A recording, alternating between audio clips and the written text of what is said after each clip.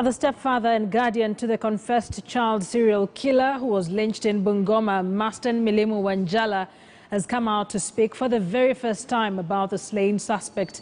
Anthony Ndonyo, a welder, has narrated Wanjala's childhood life and how he turned into a suspected serial killer. KTN Sirajur Rahman Abdullahi spoke with Mzee and filed the following story. All right, I understand Sirajur Rahman is still working on that report. We'll be bringing it a bit later on here on the program, that particular interview with the stepfather and guardian to the self-confessed child serial killer who was lynched in Bungoma last week, Masten Wanjala. But away from that, 4 elderly women from Marani area in Kisii County were on Sunday lynched over witchcraft allegations.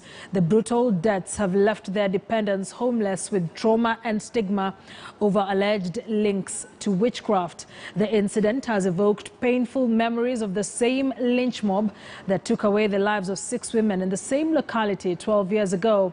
Just what happened? Was there evidence of witchcraft? And was this the best way to deal with the vice? Could there be more than what we are being told? Kevin Ogutu attempts to answer some of these questions. It is what is left of what 60-year-old Jemima Mironga called home until she met her death on Sunday. Here, her daughter Janet Mora is trying to find out if the inferno left anything valuable. Her tale of how her mother met her death sounding like a scene from a horror movie.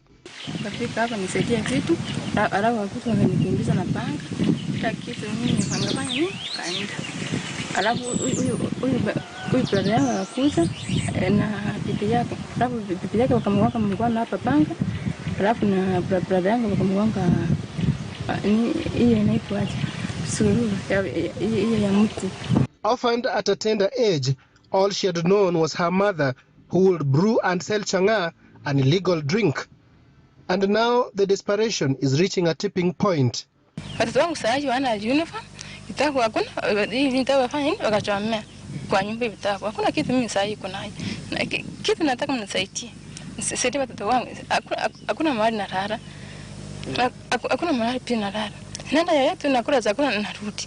village is still littered with what was left after the brutal killing of the 4 women on witchcraft claims.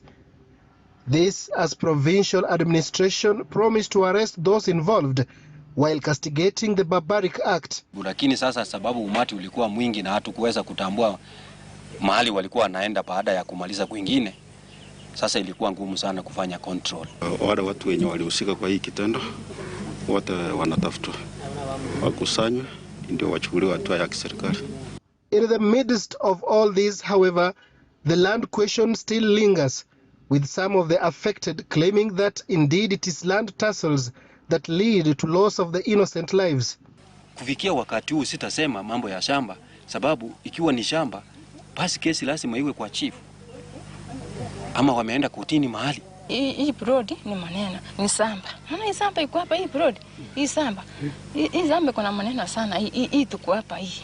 The jury is still out on whether or not the perpetrators will be apprehended and made to face justice. But for those who have been around, the village lost 6 elderly women to the gangs claiming to fight witchcraft 12 years ago. Which leaves one question. Could this be the last of lynch mobs that appears to be targeting the elderly in Gusiland? Kevin Ogutu, KTN News. Very unfortunate story then. Back to the story we'd earlier promised.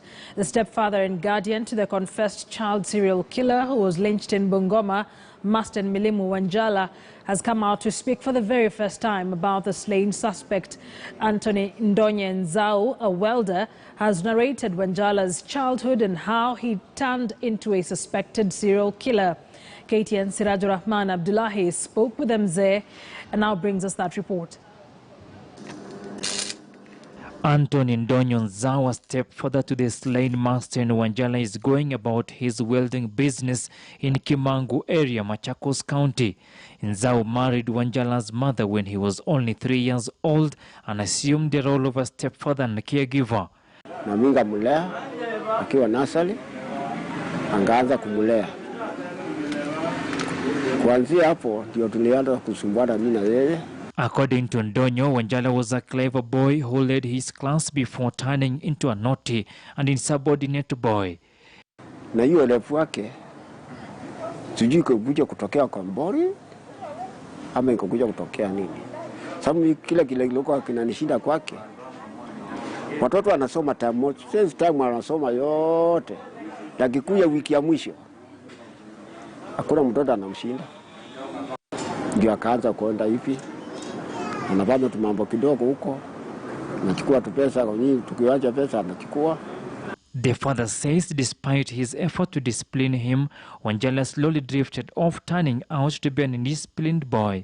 Kumwachilia akaa siku mbili, wiki moja anaanza tena. Nilijaribu. Na kama ni mtoto anaokopanga mtu, anaokopa mimi. Masten was admitted to several approved schools. This did not help either. In 2014, nilimpeleka polisi. Polisi wakanipatia barua ya kumpeleka approved. Ndio ngana njia ya kuweka approved hapo. Akaenda approved. Huko akakaa, akarudi. Hakurekebisha. Masten was admitted to several approved schools. This did not help him either. In 2014, he allegedly killed his 5-year-old cousin, Purity Maweu, who had been left under his care. Sababu alifanya hiyo mambo na mama yake na mama huyo mtoto wakakuja na mtoto ameweka mahali na akapikia chakula wakakula wakashiba wakaa ndio wakuja kurealize kuna mtoto huko na mtoto amepotea. That was the last time Masten was spotted in Machakos. He was arrested and confessed killing 13 children, including Purity Maweu. Mimi ngaenda kumuona, tukaongea kidogo sikia ametoroka. Sanga shindwa ametoroka jela na mlakani. Masten was lynched by Muhoya villages on Friday after he escaped from police custody in Nairobi. Sirajur Rahman Abdullahi, KTN News, Nairobi.